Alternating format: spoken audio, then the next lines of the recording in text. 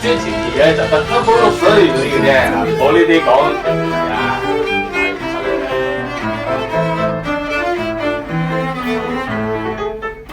哇係又係我啦！而家咁樣嘅陣勢咧，就好似名車城咁喺度 show 啲車出嚟咁嘛，咁就唔係車嚟嘅，係琴嚟嘅，二手琴嘅列陣，好似朝頭早11:09，宣傳易廣告雜誌。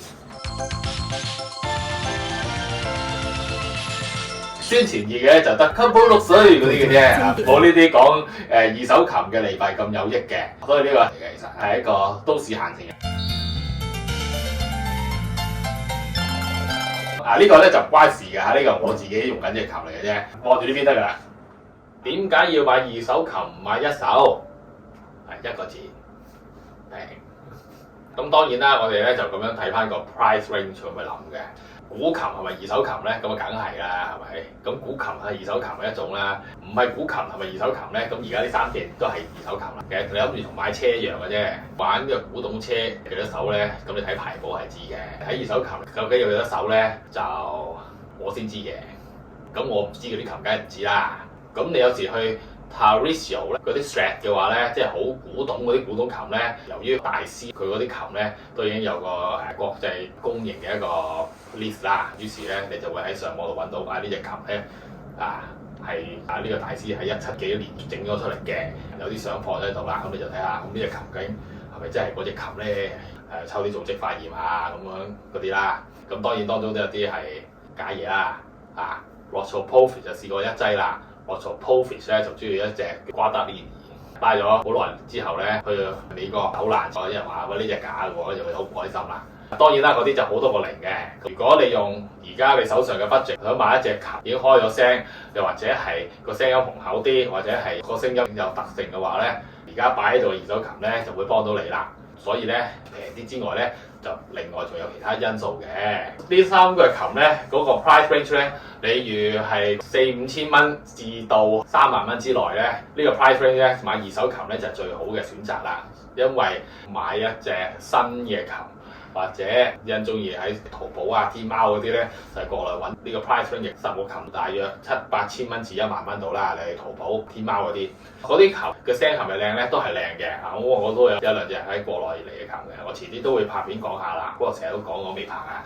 但係咧嗰個實木琴嘅聲咧，一嚟咧佢係新啲啦，二嚟咧佢哋整琴嘅嗰個諗法咧係同呢一個年代嘅琴嘅諗法咧係唔同嘅。即係等於你而家去買架 SUV 就同90年代嗰啲 JDM 咧就係唔同嘅，個性能上邊咧或者佢俾咗個聲啦，佢可以做到嘅嘢咧係有啲唔同嘅。去80、90年代嘅經濟起飛咗之後咧，整琴嘅技術就喺國內發展，國內咧就開始大啲嘅廠咧去成日攞過咁去整一啲所謂嘅廠琴咧，咁變咗咧個琴咧發出嚟嘅聲音會比而家呢一紮嘢咧個性咧會冇明顯嘅。當然啦，亦都有童年的回憶啦。試過啲人士咧睇到咧，我哋呢度是但一隻琴咧，就覺得哇，佢好想買呢隻琴，因為呢隻琴咧係佢以前拉過嘅聲音嚟嘅。咁所以上述幾個因素咧，除咗即係平啲、性價比好啲之外咧，買翻當年佢哋玩過嗰隻聲音，或者係佢經過年份令到個聲音更加成熟咧，呢個都係一個因素嚟嘅。咁買二手琴有咩要留意嘅咧？就係質素啦。你要知道 check 啲乜先至係可靠，可以買得落手啦。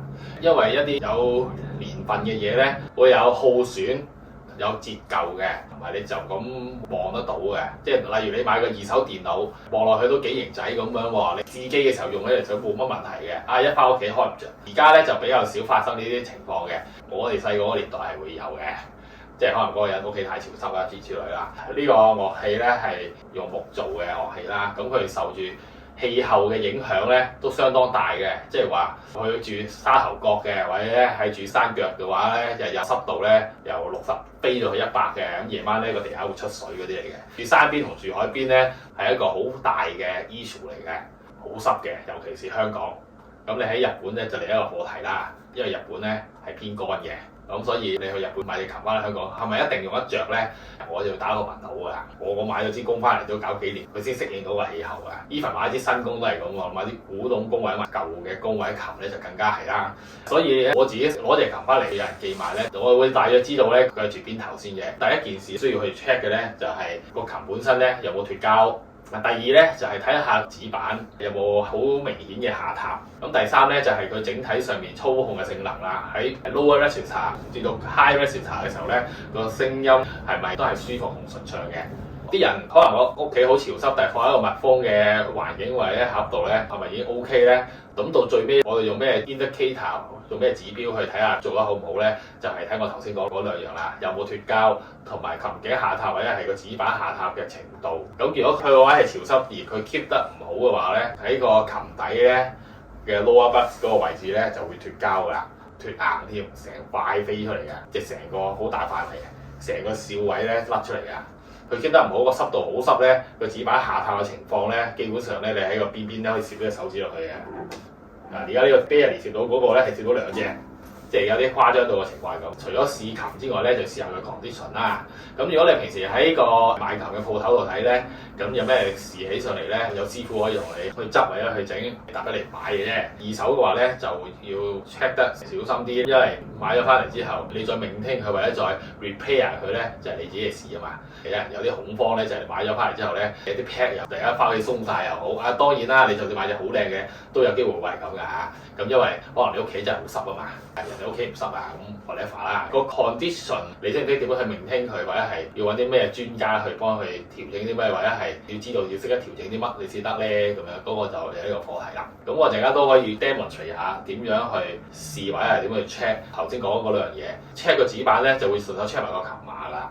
咁所以我哋有時睇嗰啲 post 嘅時候咧，睇啲相嘅時候咧，第一件事睇下靚唔靚仔啊！你買嘅最緊要幅相靚，除咗影出嚟靚，佢真實都係靚嘅，咁你先有信心去買㗎。咁跟住就睇下佢本身個 condition 係咪真係咁好啦。跟住就試琴咧，你發出嚟嘅聲音係咪你 expect 嘅咁樣，或者係你想要咁啦。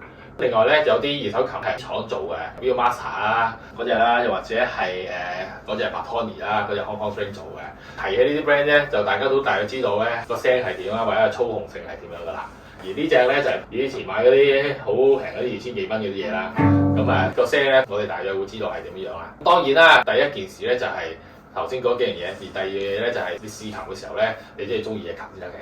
Hidden crack 咧都係要好小心去睇嘅。咁不過嗰啲 hidden crack 咧，如果我哋買呢一個價位嘅琴咧，就唔係咁 hidden 嘅。因為而家呢啲5000零蚊至到3萬蚊嘅琴咧，都冇百幾年啦，咁所以你睇到全部咧都係零立立嘅。